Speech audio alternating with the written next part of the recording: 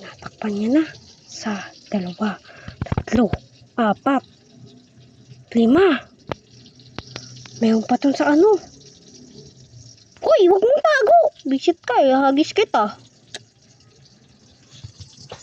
Ano tago niya? Siguro kala niya kukunin yung anak niya. Hindi lalaki itong isa oh. May tuy-tuy oh. Ayaw tuy-tuy oh. Napututoy. Nabulag ba siya? Nabulag siya? Hindi, nakakadilat yan siya. Ayaw niya lang talaga dilat na yan. Ganon din yung isang lalaki.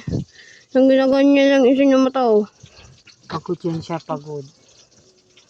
Tapos, yan mo yung isa oh. Sarap ng tulog oh. Yung camera mo hindi nakikita yan. Nakahilata. Sarap ng tulog niya habang yung mga kapatid niya nagpapainit sa nanay, nagdididi. Siya patulog-tulog lang.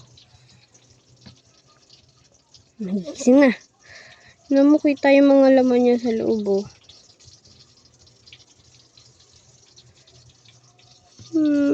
Cute ng mga baby niya oh. May langgam oh.